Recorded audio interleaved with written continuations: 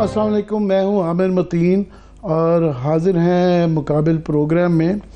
आज काफ़ी सारे इश्यूज़ हैं, मगर हम बात करेंगे, कोशिश करेंगे कि हम बहुत ज़्यादा सियासत पे फोकस रहते हैं, तो और भी मसाइल हैं मोहब्बत और सियासत के अलावा। ख़ास तौर पे मौसमियाती तब्दीलों का जो कोहराम पूरे ख़ित्ते में आया हुआ है। दुबई तकरीबन डूब चुका है, अफ़गानिस्तान में 75 लोग बारिशों से मर चुके हुए हैं, मगर हमारे मुल्क में एक क़यामत जारी है और 65 लोग हलाक हो चुके हैं और अभी पता नहीं कितने मुसीबतों में गुजर रहे हैं। ख़ास तौर पे केपी और बलूचिस्तान में कई अज़ला एमरजेंसी डिक्लेयर हो गई है। बिल्कुल बारिशों से, अर्बन फ्लडिंग से पूरा हमारी कोस्टल जो लाइन है वो मुतासिर हुई भी है। और उसके अलावा जो है ख़तरनाक बात यह है कि जो सिस्टम बादल जो थे, जिसका एक ख़तरा था कि कराची की तरफ जाएंगे, उन्होंने जनूबी अज़ला की तरफ जाना शुरू कर दिया है। और खुदा न खास्ता अगर वो पंजाब की तरफ आ गए, और जैसा कि पिंडी इस्लामाबाद के गिरदनवा में यहाँ बारिश आज हुई है, तो अगर ये सेंट्रल पंजाब में कहीं चली जाती है, इवन साउथ पंजाब में, तो किसान इस वक्त वहाँ जागते रहना की आवाज़ें लगा रहा है। वो सो नहीं पा रहा, क्योंकि हुकूमत पंजाब ने कल उनकी किस्मत का फ़ैसला करना है कि वो आया उनकी गंदम ख़रीदी जाएगी कि नहीं जीती जाएगी। मगर कल तक के लिए, आज रात मेरा नहीं ख्याल है कोई सो पाएगा कि जिनकी फसल कट गई है वो ये परेशान होगा और जिनकी नहीं कटी है वो भी फसल ख़राब होने पे परेशान होगा। तो इसलिए उम्मीद की जाती है कल उनका हाल निकला जाएगा, और दुआ करें कि आज रात बारिश उन इलाकों में ना हो। और साथ में बात करेंगे हम भारत के इलेक्शन में। अल्हम्दुलिल्लाह, मैं आज मीडिया बड़े गौर से देख रहा था, किसी जगह भी भारत हमारा करीब 3 सबसे अहम मुल्क है, वहाँ इलेक्शन है कल, और मीडिया में हमारे ये डिस्कशन हो नहीं रही। मैं ख़ास तौर पे मीडिया देखता रहा, कहीं मुझे उसकी खबर तक नहीं नज़र आई। और मगर हमारे लिए बहुत अहम है। ख़ास तौर पे मोदी साहब क्या वो तीसरी दफ़ा वज़ीर-ए-आज़म बनते हैं, नहीं बनते हैं? अगर बनते हैं तो जिस तरह वो क्लेम कर रहे हैं कि वो 2/3 मेजॉरिटी लेंगे, उसके वहाँ पे क्या असरात होंगे, हमारे के ऊपर क्या असरात होंगे, इसके ऊपर बात करेंगे। ज़ाहिर है आज शुरू करेंगे हम सदर पाकिस्तान आसिफ अली ज़रदारी साहब ने आज पार्लियामान के दोनों हाउसेस को मुश्तरका खिताब जो किया है उसके ऊपर करेंगे। वहाँ अभी या देख लेंगे, उसके ऊपर सारा दिन जो है वहाँ लड़ाई मार कटाई वहाँ पे होती रही, हाथापाई हुई, गाली गलूच हुआ, नारे लगते रहे, और वो जो है कल सुर्खी लगेगी उर्दू अखबारों में कि मछली मार्केट बन गई। तो ये एक सिलसिला है, अनएंडिंग सिलसिला है, और ये पूरी दुनिया में ज़ाहिर है देखा जाता है। उसके अंदर एम्बेसडर्स को भी बुलाया जाता है, उसके अंदर तमाम पाकिस्तान के बिजनेसमैन भी होते हैं और भी सारे लोग होते हैं, तमाम दुनिया देखती है और ये तमाशा चलता है। और ये इसके अंदर एक नेक्स्ट लेवल आया, हर साल ये जब तमाशा होता है नेक्स्ट लेवल आता है। ये पहले भी होता आया है, मगर अभी जो नए इजाफे आ गए उसके अंदर कि तो हाथापाई बढ़ी, बिल्कुल बाकायदा लड़ाइयाँ मार कुटाइयाँ हुई वहाँ पे फिज़िकल। फिर जो है बिगल बजाए गए, सीटियाँ तो पहले भी रिवाज में आ चुकी हुई थी, और उसके बाद बाजे का भी एक तारुफ करा दिया गया। तो ये जो शोर शराबा है ये काफ़ी दहाइयों से जारी है। जो मुझे याद पड़ता है 1986-87 में गालबन पहली दफ़ा मैंने अपनी जर्नलिज़म की इब्तिदा में ये देखने का शर्फ हासिल हुआ है। पंजाब असम्बली में ये पहली दफ़ा हुआ था कि गालबन 50वीं सालगिरह थी पंजाब असम्बली की, 1935 में बनाई गई थी, तो 1985 में पूरे होते थे। 86-87 की बात है। उनको जनरल ज़ियाउल हक जो थे उस वक्त सदर पाकिस्तान थे, उनको उसके लिए बुलाया गया कि वो एड्रेस करेंगे, और एक बड़े अवामी लीडर होते थे, हालांकि गैर मुंतखब असम्बली थी मगर पीपल्स पार्टी से उनका ताल्लुक़ था, अवाम दोस्त उस ज़माने में कहलाते थे, फजल हुसैन राही साहब। फजल हुसैन राही साहब एन जब ज़ियाउल हक खिताब के लिए खड़े हुए तो वो भी खड़े हो गए, उन्होंने शोर मचा दिया। उन्होंने कहा जनाब ये असम्बली है, ये मुंतखब असम्बली है, ये जमहूरियत का सिंबलिज़म है, एक डिक्टेटर को कैसे इसके آنر کے لیے بلایا جاتا ہے، ان کا یہاں آنا ہی نہیں چاہیے تھا، یہ معزز ایوان ہے، اس کے اندر یہ داخل نہیں ہو سکتے، اور کجا کہ ہم اس کی 50ویں سالگرہ کے لیے ایک ڈکٹیٹر کو بلا لیا، اور یہ قیامت آ گئی، ان کو بنڈل آؤٹ کیا گیا، پولیس کے دستے آئے، ان کو اٹھا کے لے گئے، پاس ہی سول لائنس تھانہ تھا لاہور میں، اور ہم صحابی بھی پیچھے وہاں پہ دوڑے، ان کو مارا گیا، پیٹا گیا کافی، مگر وہ اپنے زمانے میں بڑی ہیڈ لائنز لگی، اس زمانے کے وہ بہت بڑے ہیرو تھے۔ اس کے بعد سے جو مجھے یاد پڑتا ہے کہ یہ ساری پارٹیاں اس کے اندر جو تواتر سے یہ ہوتا آ رہا ہے، یہ آج کی بات نہیں ہے، سو یہ جو ایک طریقہ کار بن جاتا ہے کہ جو آج کی گورنمنٹ ہوتی ہے وہ لان تان کرتی ہے، ملامت کرتی ہے، یہ دیکھیں کتنے بدتمیز مشتعل لوگ ہیں، اپوزیشن پہ کرتی ہے، اس میں تمام پارٹیاں اس امام میں تمام ننگی ہیں، یہ تمام ہی پارٹیاں، میں ذکر کر دیتا ہوں۔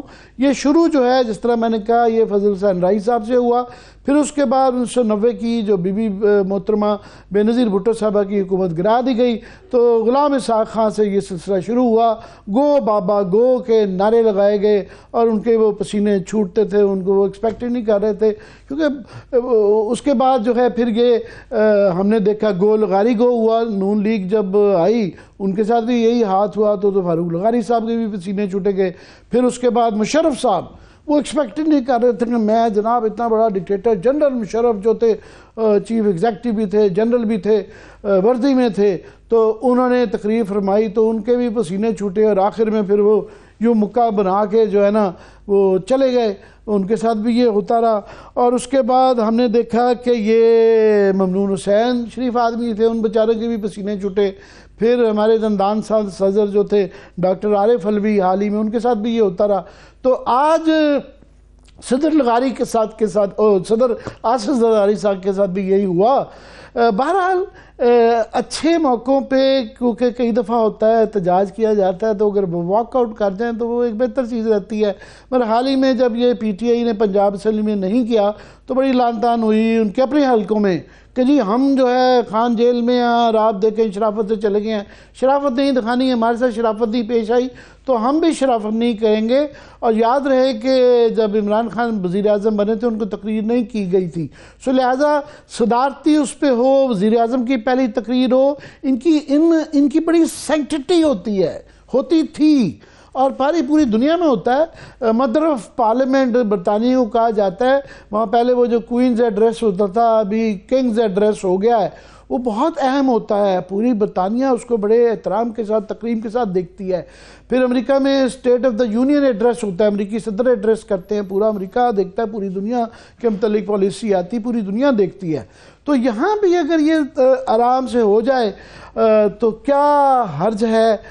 اور آج آصف زرداری صاحب نے مجھے نہیں پتا کیوں انگریزی میں کی، شاید وہ دنیا کو زیادہ سنانا چاہ رہے تھے اور ایکٹنگ کر رہے تھے جس طرح ان کو فرق نہیں پڑتا، اور یہ تقریر ان کی یاد رہے کہ کئی مہینوں تک دونوں ہاؤسز میں اس کے اوپر بحث ہوگی اور کسی نے نہیں سنی، ان کی تقریر سننے نہیں دی گئی، حالانکہ اس کے اندر جو ہے یہ ذکر تھا کہ انہوں نے یہ سب سے امپورٹنٹ پوائنٹ جو میں سمجھتا ہوں اس کے اندر تھا کہ انہوں نے کہا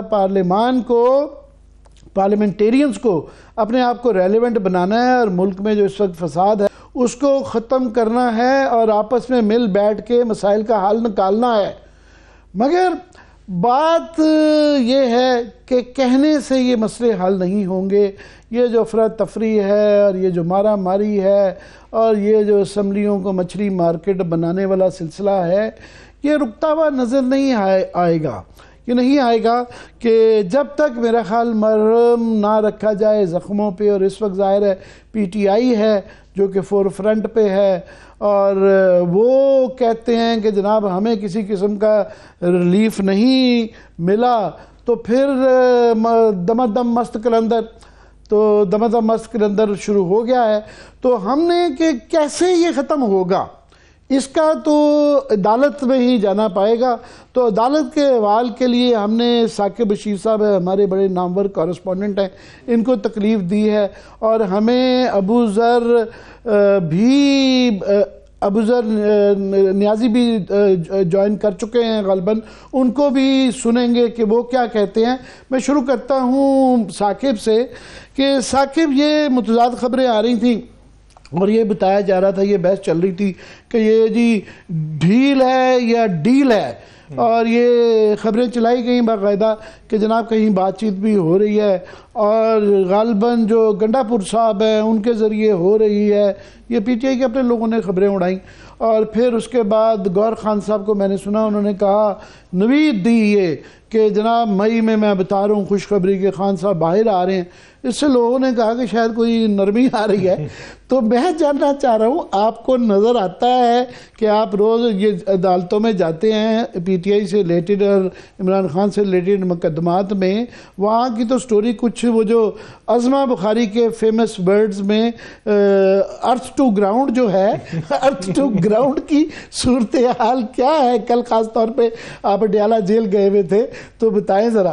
ایک تو وہاں پہ ایسا کوئی تاثر نہیں ہے جو ڈیل وغیرہ کی بات کی جاتی ہے, جس طرح اگریسو موڈ ہے, جس طرح انہوں نے بات کل بھی کی, اس سے پہلے بھی تقریباً 4-5 دن پہلے جب وہاں پہ میڈیا ٹاک انہوں نے کی, اس میں پھر خاص طور پر میں بات کروں گا کہ ان کی تو زبان بندی آپ کہیں, میڈیا ٹاک کہیں, یا اس کے لیے بھی اب باقاعدہ ایس او پیز اور میڈیا کو روک دیا گیا ہے. پہلی دفعہ تقریباً 7 ماہ میں ایس او پیز جو جیل اتھارٹیز ہیں انہوں نے بنائے ہیں, اور انہوں نے جب کل وہاں پہ میڈیا جو صحافی تھے داخل ہو رہے تھے اس کمرہ عدالت میں, تو ان کو پہلے بتایا گیا کہ آپ عدالتی پروسیڈنگز کور کرنے آتے ہیں, یہاں کوئی پریس کانفرنس یا کوئی میڈیا ٹاک کور کرنے نہیں آتے. اس لیے اس میں جو ایس او پیز میں ایک جو سخت ہے وہ یہ ہے کہ اگر کوئی سوال کرے گا تو اس کو فوراً باہر نکال دیا جائے گا, اور آئندہ پابندی ہوگی, اس کو انٹری بھی نہیں دی جائے گی. تو اس لیے وہ تو وہاں تو زبان بندی اور وہاں ماحول ہی تبدیل ہو رہا ہے, بلکہ 10-10 فیٹ کے تقریباً والز بنائی گئی ہیں لکڑ کی, اور فرنٹ پہ تو شیشہ نظر آ جاتا ہے, لیکن عدالت سے بھی اتنا دور. پھر جو پروسیڈنگز ہو رہی ہیں وہ تو ہمیں تقریباً 70-80 فیٹ ہم دور جو ہے وہ بیٹھ کے وہ دیکھ رہے تھے, تو وہ ایک لفظ بھی سمجھ نہیں آ رہا تھا. تو یہ سارا ماحول اڈیالہ جیل کے اندر کا تو کچھ اور ہی بتا رہا ہے, تو یہ باہر کی باتیں جو ہے ڈیل, آپ کو ڈیل کے اثرات نہیں آ رہے کہ یہ کوئی جلدی ایک دم یہ ہوتا تھا, کچھ لوگوں کو بڑی جلدی انٹرپریٹ کرنے لگے جی یہ بڑی جلدی جلدی فیصلے ہو رہے ہیں, تو یہ باقی مقدمات میں بھی اوورال آپ کو یہ پکچر نہیں ملتی کہ یہ انقریب جو ہے نا خان صاحب باہر آ رہے ہیں؟ نہیں, بلکہ ایک اور سینیریو بن رہا ہے کہ ایک طرف تو سائفر اور ان کی اپیلیں چل رہی ہیں, اور وہ ایک روٹین کی اپیلیں چل رہی ہیں, مطلب ایسا نہیں ہے کوئی غیر معمولی معاملات ہو رہے ہیں. تو لیکن دوسری طرف جو ان کا ٹرائل ہے 190 ملین پاؤنڈ کیس, وہ بھی تیزی سے آگے بڑھ رہا ہے. تو ٹریک ایسے لگ رہا ہے کہ ایک طرف اپیلیں اگر ڈیسائیڈ ہوں گی, ان کی ضمانتیں یا ان کی وہاں پہ بریت ہوتی ہے کسی کن کیسز میں, تو دوسری طرف ان کا ٹرائل اگر کنکلوڈ ہو گیا, وہاں سزا ہو گئی, تو پھر اس میں ان کو قید جو ہے وہ کر لیا جائے گا. تو یہ ایک سینیریو بن سکتا ہے کہ ٹریک اکٹھی جو دونوں جو ہے چیزیں چل رہی ہیں ہائی کورٹس میں, اور جو سیشن کورٹ ہے وہاں, اور وہاں اڈیالہ جیل میں جو ٹرائل چل رہا ہے. تو اس تناظر میں دیکھا جائے تو بہت جلدی باہر آنا شاید جو ہے وہ ادھر سے اگر چھٹ بھی گئے تو وہاں پکڑے جائیں گے. جی بالکل بالکل. ابوذر سلمان نیازی صاحب, آپ وکیل بھی ہیں اور پی ٹی آئی کے آپ کور کمیٹی کے ممبر بھی ہیں, کیا کہیں گے آپ اس تجزیے پہ؟ دیکھیں عامر صاحب, ڈیل اگر ہو رہی ہوتی, پہلی تو میں کیٹیگوریکلی کہہ دوں کہ کوئی ڈیل نہیں ہو رہی, اور نہ خان صاحب کو جتنا ہم جانتے ہیں, جتنی ہمارے پاس انفارمیشن ہے, تو وہ ڈیل کریں گے بھی نہیں. اور جہاں تک بات ہو رہی ہے اس چیز کی, اگر ڈیل وہ کر رہے ہوتے نا, اس کی کچھ نشانیاں ہوتی. یا تو وہ 50 روپے کے سٹامپ پیپر پہ پاکستان سے باہر چلے جاتے اور وہ کہتے جی میں 4 سال لندن میں. Actually is a bad word, deal is a bad word.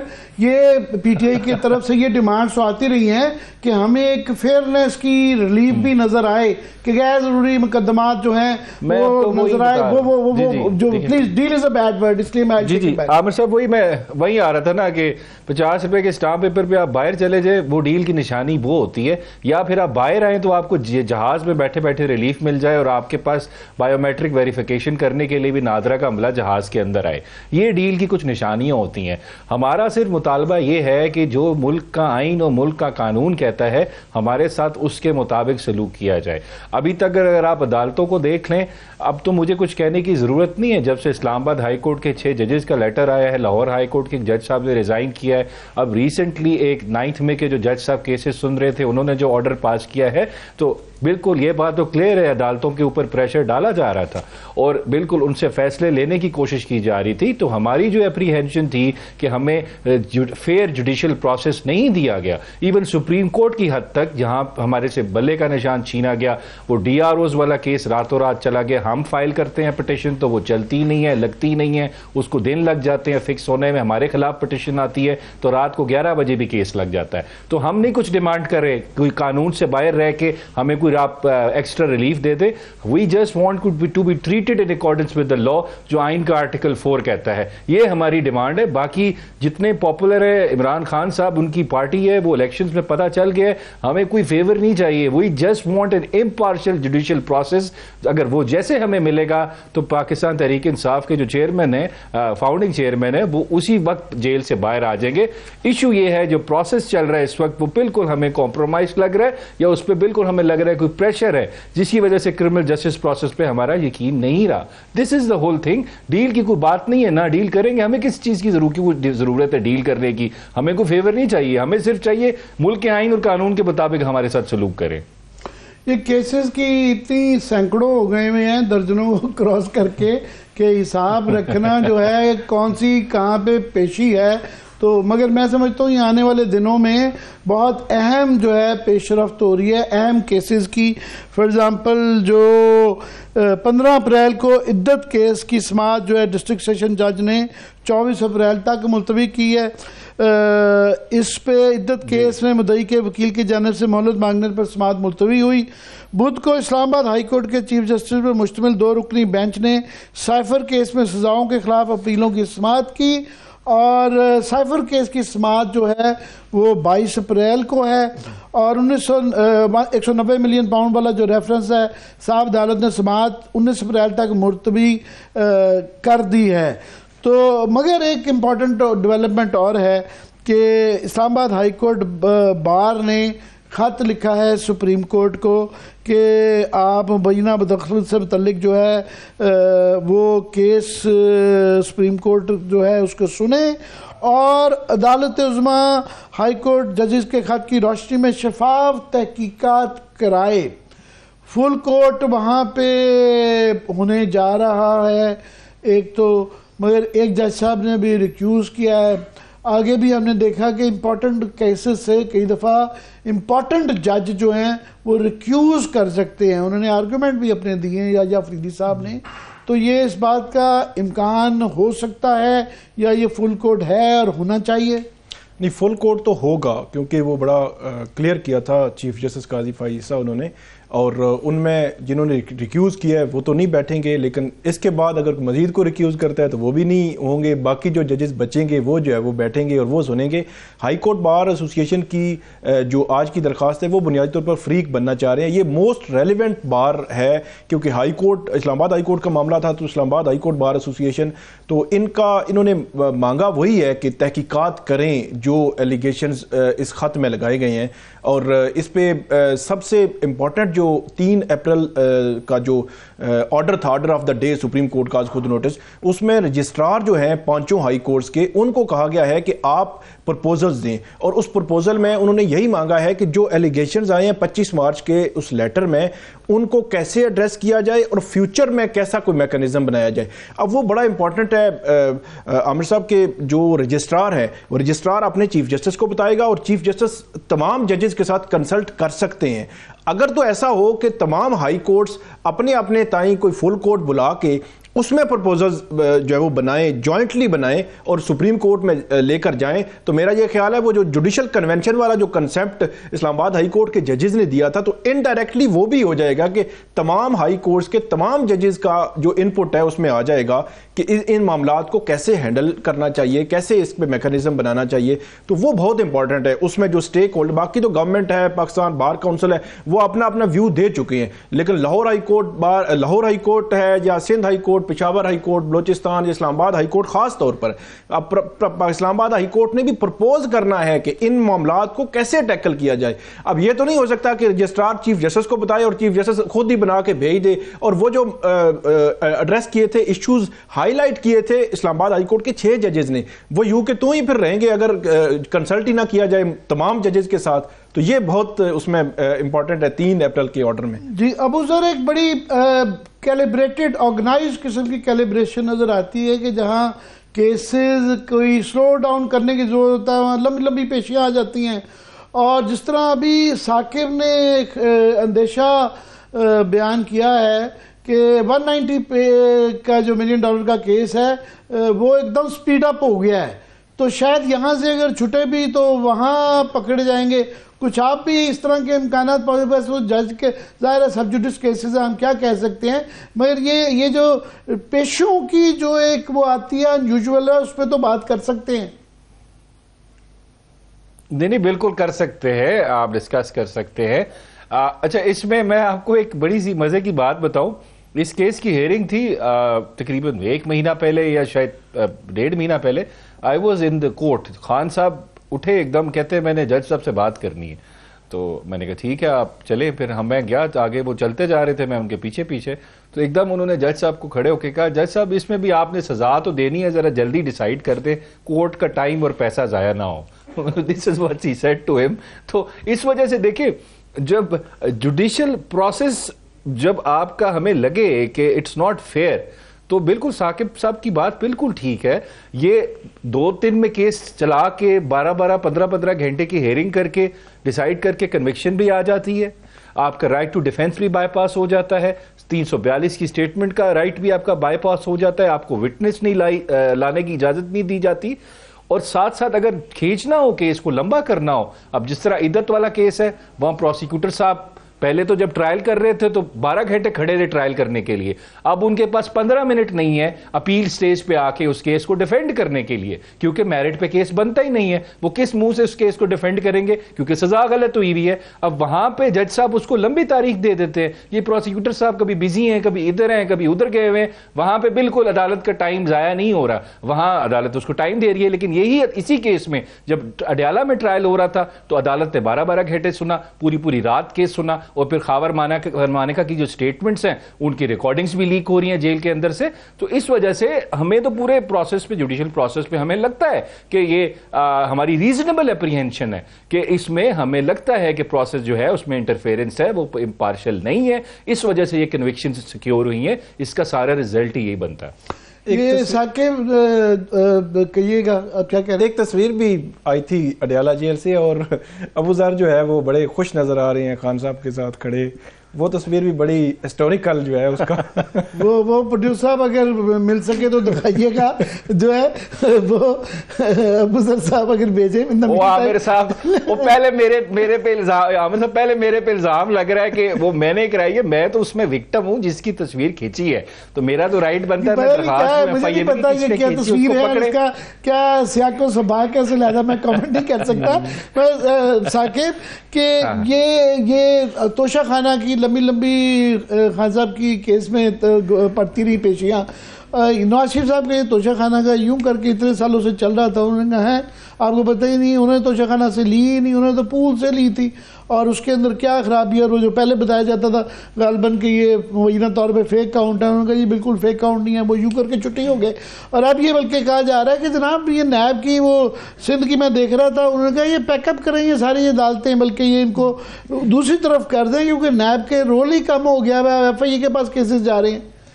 ایسے لگتا ہے کہ نیب کو مخصوص کیسز میں ایسی کوئی ڈائریکشن ملتی ہے کہ وہ اب جو نواز شریف صاحب کے جو کیسز تھے، جو ایون فیلڈ کے پاناما ریلیٹڈ جتنے بھی تھے، ان تمام کیسز میں بھی انہوں نے یہی اس طرح کی موقف لیا کہ پہلے پراسیکیوشن اور تھی تو انہوں نے یہ موقف لیا تھا، تو اب ہم سے یہ سمجھتے ہیں کہ یہ کیسز تو بنتا ہی نہیں تھے، یا اس سٹیج پہ ان کو آپ ختم کرنا چاہیں تو کر دیں. تو اس میں بھی حالت یہی ہے کہ تقریباً 2019-20 سے یہ کیسز چلتے آ رہے ہیں.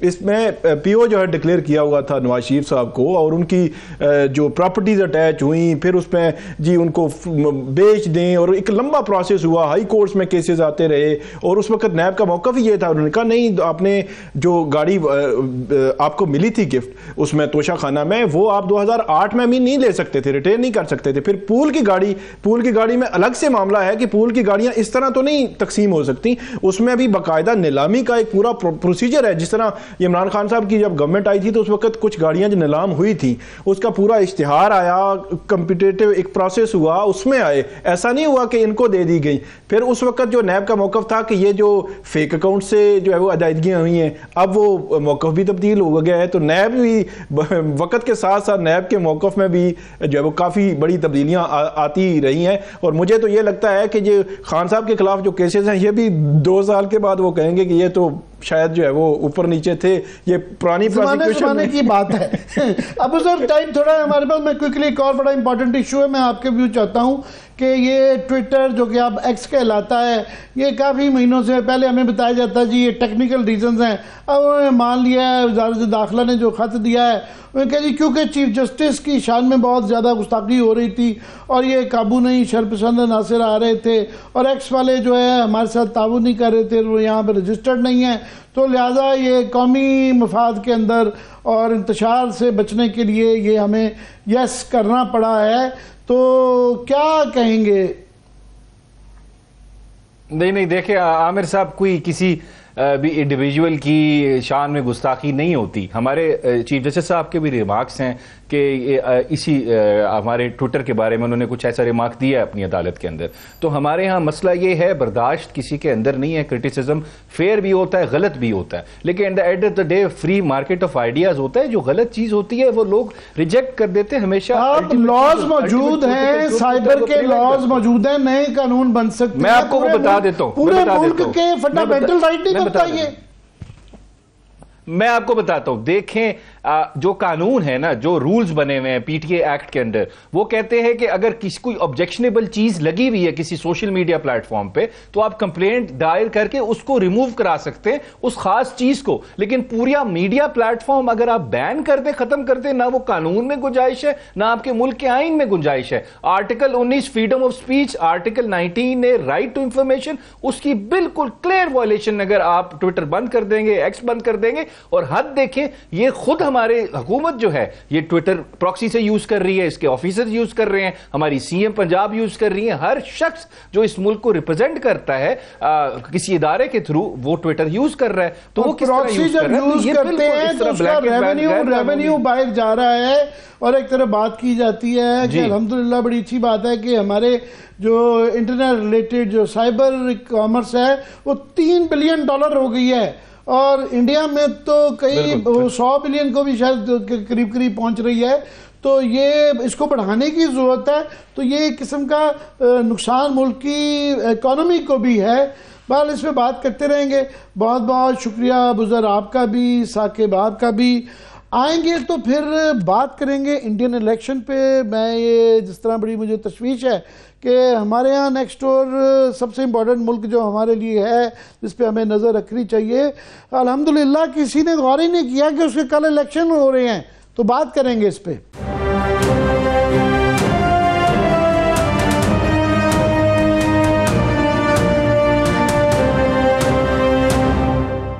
جی ویلکم بیک. ہم بات کریں گے بھارت کے انتخابات پہ, اور ہمیں جوائن کیا ہے نروپما سبرامنیم. نروپما کو اعزاز حاصل رہا ہے کہ یہ پاکستان میں کئی سال, غالباً 5 سال کورسپونڈنٹ انڈیا کے میجر جریدوں کی رہی ہیں, اور یہ بڑی امپورٹنٹ پوزیشنز پہ وہاں پہ ایڈیٹوریل سٹاف میں رہ رہی ہیں, ہندو میں بھی رہی ہیں, انڈین ایکسپریس میں بھی رہی ہیں, اور 2 کتابوں کی مصنف ہیں, اور تیسری کتاب لکھنے جا رہی ہیں اپنی, if I am not wrong. تو نروپما سے ہم پوچھیں گے, مگر میں چاہوں گا نروپما پہلی بات تو یہ کہ آپ کو یہ بھی اعزاز حاصل ہو گیا ہے کہ پاکستان میں نہیں بلکہ آپ کے لیے خبر ہے کہ پورے پاکستان میں ابھی تک in the run up to the election, Indian election کا میں نے کہیں ذکر نہیں دیکھا الیکٹرانک میڈیا پہ. اور آج بھی میں خاص طور پہ دیکھتا رہا پرائم ٹائم کے اندر کسی خبر میں بھی ذکر نہیں تھا. تجزیہ انالیسس تو دور کی بات ہے. تو یہ کیونکہ آپ پاکستان میں رہ کے آئی ہیں, اس کو گڈ اور بیڈ جیسے مرضی انٹرپریٹ کر لیں. پہلے تو یہ ایک خبر ہے, اور میرے لیے خود یہ بڑی حیرانی کی بات ہے کہ انڈیا بہرحال should be very important to us, کہ ہمیں کم از کم یہ تو پتہ ہونا چاہیے کہ وہاں کل الیکشن ہے. یہ خبر بھی نہیں کہیں چلی. اور الیکشن جو ہے وہ یہاں میں صرف ناظرین کو اب 2-3 منٹ ایکسپلین کر دوں بیسکس کہ وہاں پہ ہے کیا, پھر نروپما سے تجزیہ لیں گے. آپ کو میری آواز آ رہی نا نروپما؟ جی جی آ رہی ہے. جی, اب الیکشن کل سے شروع ہو رہے ہیں انڈیا کے, اور وہاں پہ ہمارے سے مختلف سلسلہ ہے. یہ جون 1 تک چلے گا. تو یہ تقریباً 11 اور 30 42 قریب دن کے قریب ہوں گے, فیزز میں ہوں گے. اور ان کے ہاں ایگزٹ پولز کے اوپر جو ہے وہ پابندی ہوتی ہے, اور اس دوران آج تک کبھی یہ لیک نہیں ہوتا کہ ڈیٹا, کیونکہ اگلے جو سٹیجز ہوتی ہیں وہ افیکٹ ہوتی ہیں. صورتحال یہ ہے کہ سب سے امپورٹنٹ کوشچن تو وہاں یہ ہے کہ مودی صاحب وہاں پہ 30 دفعہ وزیر اعظم بنتے ہیں یا نہیں بنتے ہیں, اور اگر بنتے ہیں تو ان کی پارٹی کلیم کر رہی ہے کہ وہ 400 سیٹیں لے کے جائیں گے, جو کہ صرف راجیو گاندھی کو یہ اعزاز حاصل ہوا تھا. اور اگر وہ تیسری دفعہ پرائم منسٹر بنتے ہیں تو یہ صرف نہرو صاحب کو یہ اعزاز حاصل تھا. اور 400 میں سے وہ ان کا کلیم یہ ہے کہ 370 ہم خود لے کے جائیں گے اور 30 ہمارے ایلائز کی آئیں گی. اور ان کے جو مخالف ہیں وہ اس دفعہ وہ ایلائز نے مخفف ہے انڈیا, اور انڈیا سے بنتا ہے India national development inclusive alliance, اور انڈیا کے نام سے وہ کھڑے ہیں. اور ان کا یہ کہنا ہے, کلیم ہے کہ وہ 180 سے زیادہ بی جے پی لینے نہیں پائے گی, اور 543 کا ہاؤس ہے تو اس سے آپ حساب لگ لیں غالباً 272 کے قریب جو ہے اس پہ گورنمنٹ بنتی ہے. تو یہ ہے وہاں کی نمبرز کی سچویشن. وہاں کی تھوڑی سی ڈیفرنٹ یہ ہے کہ پچھلی دفعہ جو 2019 کے اندر انہوں نے 39% بی جے پی نے ووٹ لیا تھا, اور 61 جو ہیں ان کے خلاف پڑا تھا. مگر چونکہ ڈویژنز رہتی ہے, اور یہ ڈویژن کی وجہ سے 2 دفعہ پہلے بھی بی جے پی یہ جیتی رہی ہے. یہ ایک بہت بڑا سوال ہے کہ اس دفعہ یہ انڈیا کے نام سے اکٹھے یہ ووٹر کو بھی اکٹھا کر پائیں گے یا ایک ڈویژن نظر آئے گی. ایک دوسرا ایک امپورٹنٹ بات میں بتاتا جاؤں کہ پچھلی دفعہ جو یہ 39% ووٹ جو لے کے گئے تھے اس کے 2019 میں, اور اس کے اندر ایک بہت بڑی ایڈوانٹیج تھی کہ 2213 سیٹیں 213 سیٹ جو تھیں وہ انڈیا کی نارتھن پٹی سے آئی تھیں. اب نارتھن پٹی میں آپ ہماچل سے شروع ہو جائیں تو دلی بھی آ جاتی ہے, ہریانہ بھی آ جاتا ہے, راجستھان, مہاراشٹرا, مدھیہ پردیش, گجرات, اتر پردیش, بہار, اتراکھنڈ, ہماچل, یہ تمام آ جاتے ہیں. تو وہاں ایک قسم کی بہت زیادہ میسیولی یہ سیٹس لے کے گئے تھے. اس دفعہ وہاں صورتحال ویسی نہیں ہے ناردرن پٹی میں, خاص طور پہ دلی فار ایگزامپل وہ ہار چکے ہوئے ہیں, اور غالباً ابھی تک شاید وہ جیل میں ہیں وہاں کے چیف منسٹر. تو باقی میں باقی ڈیٹیلز کی طرف تو جاؤں گا. نروپما کوئکلی یہاں بیسکلی کانسیپٹ ہے کہ لوگوں کا بیک کوشچن ہوتا ہے کہ مودی صاحب تیسری دفعہ وزیر اعظم بننے جا رہے ہیں یا نہیں جا رہے. تو یہ تو آفٹر دا الیکشنز ہی پتہ چلے گا, پر وہ فلی کانفیڈنٹ ہیں کہ وہ بننے جا رہے ہیں. اور جو اینیکڈوٹل ایویڈنس ہے ابھی تک جو نیوز پیپرز یا میڈیا کی کوریج ہے اس میں, اس کو دیکھ کے یہی لگ رہا ہے کہ شاید بی جے پی ہی واپس آئے گی. بٹ یہ اس میں ڈاؤٹ ہے کہ جو وہ کہہ رہے ہیں کہ 400 سیٹ 400 پار یا 370 پار, یہ وہ کس کیلکولیشن سے کہہ رہے ہیں یہ ابھی کسی کو سمجھ نہیں آیا, کیونکہ ان کے پاس آلریڈی 303 سیٹس ہیں, مطلب آؤٹ گوئنگ پارلیمنٹ میں تھے.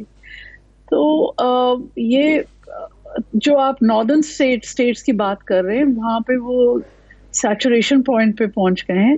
تو یہ बाकी जो सीट्स उनको मिलने हैं, अज्यूमिंग कि उनको 300 मिल ही जाते हैं, 303, बाकी सीट्स कहाँ से मिलेंगे? तो ये एक बहुत बड़ा क्वेश्चन है। और उनकी नज़र जो है बेसिकली वो है सदर्न स्टेट्स पे, क्योंकि सदर्न स्टेट्स जो हैं वो बीजेपी के इतने ज़्यादा वोटरीज नहीं हैं, स्पेशली जहाँ पे मैं इस वक्त बैठी हूँ, which is Tamil Nadu, and I'm sitting in Chennai. Chennai वैसे मोस्ट पाकिस्तानीज, मैं जब वहाँ रहती थी मुझे लगा कि people don't know where it is, तो मैं समझाती थी कि जहाँ पे चेपॉक स्टेडियम है, चेपॉक स्टेडियम, मुझे भी एक दफा वहाँ जाने का इत्तेफाक हुआ था, तो वो मुझे हैरानी से होटल वाले देखी जा रहे, तो मुझे एहसास हुआ, मैंने पूछा आपने पहले पाकिस्तानी देखा है कभी? उन्होंने कहा नहीं, आप पहले गेस्ट हैं। सो यहाँ भी ऐसी ही सूरत हाल है। अच्छा कि आपने एक्सप्लेन किया, तो जारी रखिएगा। तो यहाँ पे बेसिकली जो पार्टी है इन power, it's a regional party, it's it's a Dravidian party.